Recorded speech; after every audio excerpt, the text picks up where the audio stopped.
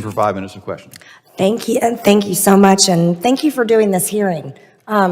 CISA claims that it has not engaged in censorship, and that is a complete and total lie.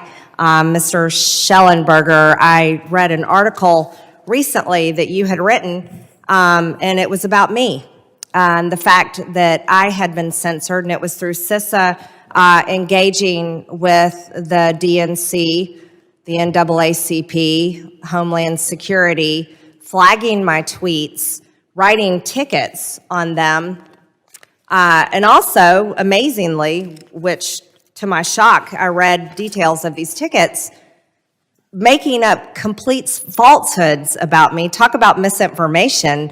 This is taxpayer-funded government agencies lying about a member of Congress, about what I said, taking other people's statements and writing it in context of what I said on my own social media, then taking down my actual social media post, which is shocking, absolutely shocking. So, Mr. Schellenberger, I'd like to ask you a little bit more. You worked on the Twitter files, and I want to thank you for that work, and thank you for writing this article, calling attention to the fact that me as a member of Congress had my own First Amendment violated. That's also a First Amendment violation on behalf of my entire district, because they elected me and sent me here to represent them. So thank you very much for that. What most surprised you or further alarmed you when you learned everything you did through Twitter files? Thank you for the question, Congressman. I mean, I think I was shocked to see members of Congress being censored, and that was shocking to me. We were shocked to see how many government employees were constantly emailing Twitter.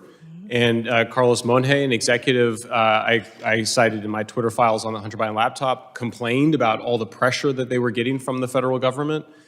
I think the most shocking thing, though, was it was sort of like what you're saying, is that the censorship was actually in service of disinformation efforts.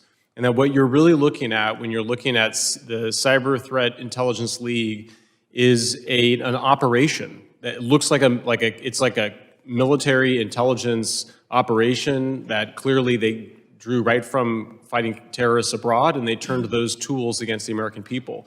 So censorship was just one of the countermeasures that they had set up. But with the Hunter Biden laptop, it was a disinformation campaign aimed at tying the laptop to the Russians, even though there was no evidence for it. And so you might have a situation where Yoel Roth is like, oh, I've got a good relationship with the FBI, but he's the target of an operation that was aimed at convincing him that there was something suspicious about the Hunter Biden laptop, even though they had the receipt from Hunter Biden and they had the FBI subpoena taking the laptop in December 2019. And so, in fact, their own review of the laptop, it came back that it was not the result of a hack.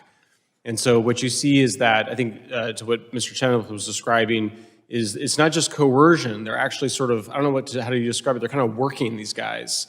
They're using they're being very sweet often. It's often very kind and friendly, a lot of trying to be like, we're all on the same team here.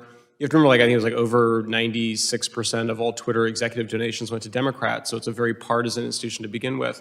So they're already primed to believe that there maybe is something wrong with that Hunter Biden laptop. And so what was important is not just that it was censored, but really that Twitter participated in the disinformation effort to create the perception that there was something illegitimate about it, that it was a result of a hack and leak. Right, and so did Facebook, and so did Google. That's right. Largely the internet. Speaking of the partisan difference there, we have who was being censored. President Donald J. Trump, Senator Tom Tillis, Speaker Newt Gingrich, Governor Mike Huckabee, Congressman Thomas Massey, Congresswoman Marjorie Taylor Greene, Newsmax, the Babylon Bee, Sean Hannity, Molly Hemingway, Harmeet Dillon, Charlie Kirk, Candace Owens, Jack Pacific, Tom Fitton, James O'Keefe, Benny Johnson, Michelle Malkin, Sean Davis, Dave Rubin, Paul Sperry, Tracy Beans, Chanel Ryan, and then add in the most offensive, what I consider to be the most offensive, an untold number of everyday Americans of all political affiliations. These are people that don't have powerful platforms like me as a member of Congress. These are average American citizens that rely on the government to protect their rights, their freedom of speech. And it's outrageous, Mr. Chairman. I hope that we can, I certainly would like to completely defund CISA. It's an agency that should not exist. It's violated the American people's rights. We should completely get rid of it, and it shouldn't be entitled to do this anymore. Thank you. I yield back. The gentlewoman yields back. I recognize Ms. Clark for 5 minutes of question. Thank you, Mr. Chairman. Thank you, Ranking Member Ivy, and good afternoon. Before I begin, I want to correct some statements made by the chairman about Jen Easterling and CISA. First, Jen Easterling never recommended regulating cognitive infrastructure. I ask unanimous consent to submit into the record an article from The Hill containing her full quote. On a related manner, aside from cyber incident reporting, CISA is not a regulator. It has no authority to regulate critical infrastructure outside of cyber incident reporting. Second, when asked at an appropriations hearing, Jen Easterling responded to questions about switchboarding in the present tense. And it is true that CISA no longer engages in switchboarding. Switchboarding occurred during the previous administration. And finally, the CISA Advisory Committee's MDM subcommittee does not exist any longer and hasn't existed for over a year. Every recommendation the subcommittee made while it has existed is on the website.